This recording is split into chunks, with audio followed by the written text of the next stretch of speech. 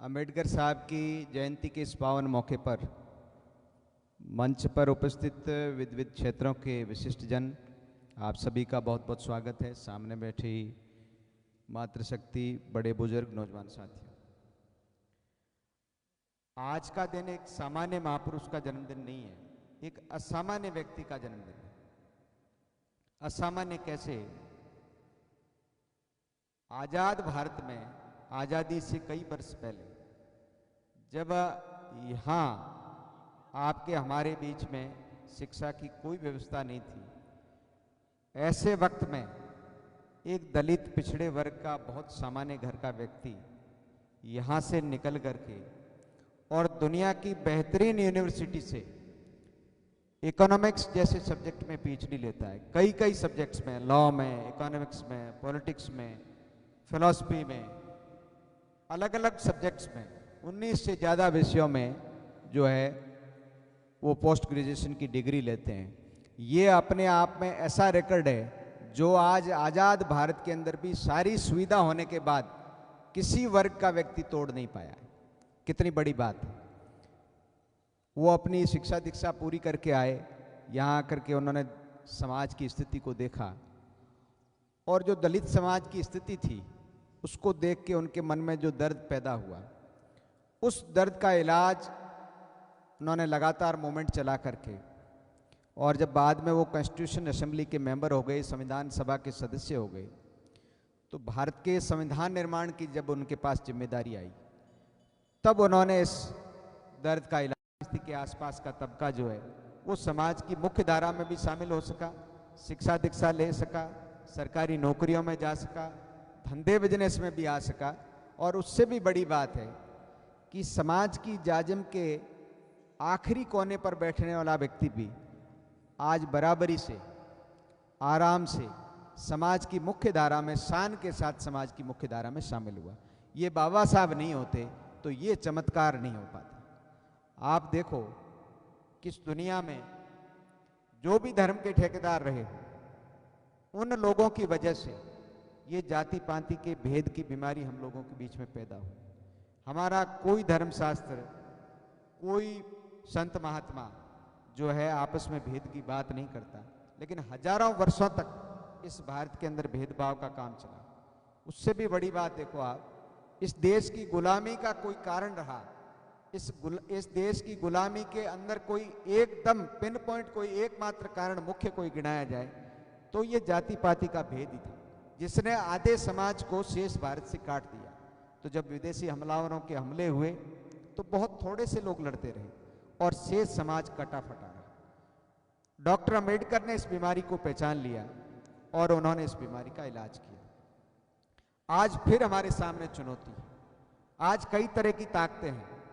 सियासी ताकतें भी दलित वोटों का, वोट की फसल तो काटना चाहती है, चाहे वो किसी पॉलिटिकल रंग के लोग हों, लेकिन दलित समाज इस देश के अंदर आकर के मुख्य धारा की राजनीति में और इस देश को आगे बढ़ाने में मुख्य रूप से भूमिका अदा करे, इस तरह का सोच किसी भी सियासी पार्टी, किसी भी सियासी व्यक्तित्व का भी लगता नहीं।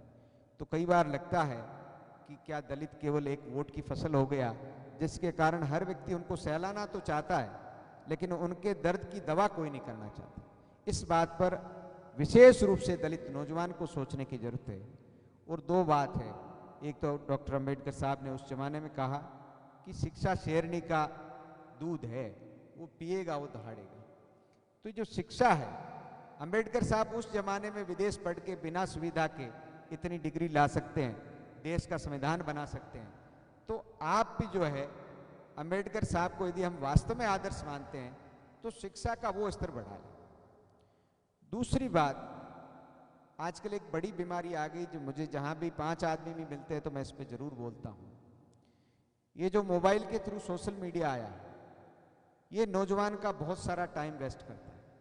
आपसे मेरी विनती है, आपसे मेरी दोनों हाथ जोड़ के ही विनती है कि सोशल मीडिया नाम की बीमारी से जितनी जल्दी हो सके आप दूरी बना लें, क्योंकि ये सिवाय झूठ फैलाने के और कोई काम का नहीं है। आपस में जातियों के बीच में, धर्मों के बीच में, और फैलाने वालों का कोई न कोई उद्देश्य रहता है। तो मेहरबानी करके आपका जो लिमिटेड टाइम है नौजवानी का, जिसमें आप शिक्षा दीक्षा ग्रहण करके देश परिवार समाज के काम आ सकते हैं, तो असली शिक्षा लेकर के और इस सोशल मीडिया के ज्ञान से बाहर यदि आप आ जाएं, तो मैं समझता हूं कि हम अम्बेडकर साहब के आदर्श को पूरा कर सकते हैं। दूसरा मेरा निवेदन जरूर है कि अब देश आज़ाद हो गया, हम सबके पास में खूब सारी प्रगति करने के अवसर हैं।